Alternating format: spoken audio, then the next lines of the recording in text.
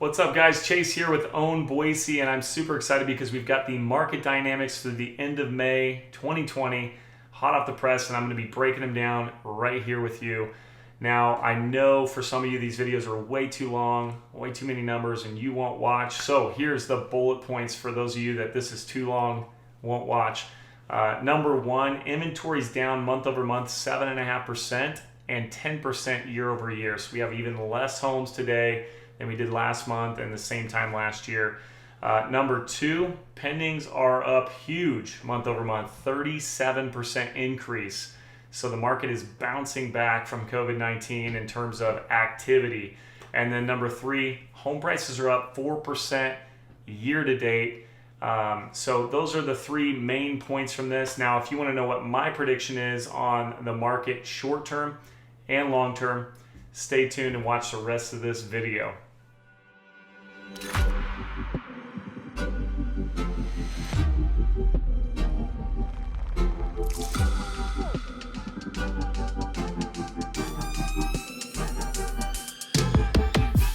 All right, everyone. Now diving into the numbers, a lot of you have seen me have spreadsheets up and we're nerding out on numbers.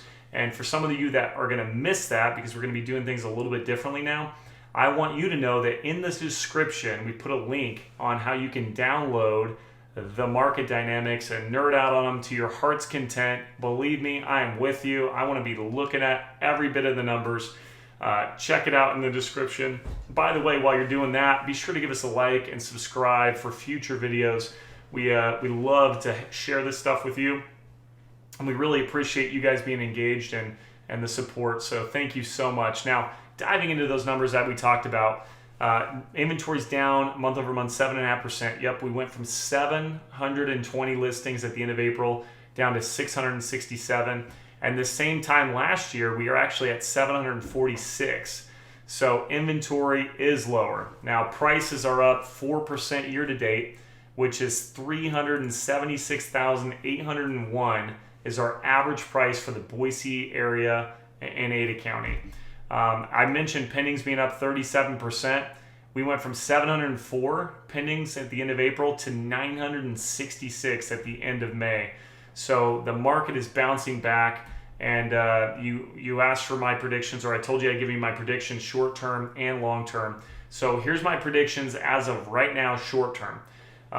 We are going to see a massive increase in activity, which we already are seeing towards the end of May, and it's going to happen through June, July, maybe even a little bit into August. And here's why. One, we have pent-up demand from March, April, and part of May. We had people that wanted to buy homes and couldn't because of COVID-19. So that's number one. Number two, as states around us are opening up, we're talking to a lot of buyers who do not want to stay where they're at because of all that's going on in our world right now. The way that their state maybe handled the lockdown or some of the other stuff that's going on in their area, they're ready to move, and they want to move to your beautiful state of Idaho and the Boise area. So I predict that the next 3 months, we're going to see a pretty major influx of people that maybe wouldn't have been coming, but they've decided to come because of, in light of all these things that have happened. So for that, I think pricing will go up in the short term. I wouldn't be surprised that if by the end of July or even August, we're up 6 or 7% year to date on prices. So I do expect prices to increase because inventory is down and demand is through the roof.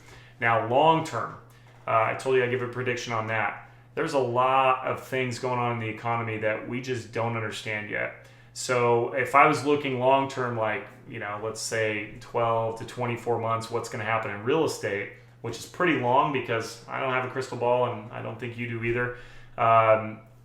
We just don't know what's going to happen. So if you look at, I think we have roughly, as of today, recording this video, roughly 40 million people unemployed. We've got the payment protection program ending at the end of June. We've got the federal employment benefits ending at the end of July. Depending on if the government pumps more money into the economy will really depend on how long it takes for all this, economic loss to hit. And it will eventually hit housing. Now, Boise is positioned better than most places in the country because a lot of people want to live here. and our inventory is super, super low. So we have some room to take more inventory.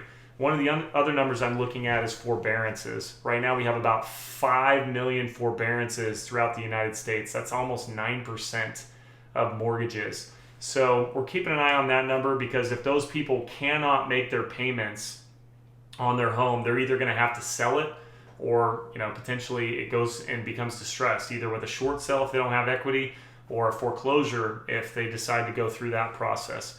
So that could lead to some increased inventory in our in the overall economy and housing market. So hope you guys enjoyed this video. Again, give us a like, give us a subscribe. Appreciate you guys checking this out. And don't forget, if you want to look at the actual market dynamics in full, click the link in the description. You can get access to those as well. Thank you guys so much for checking this video out. Have an amazing summer, and we'll see you here next month.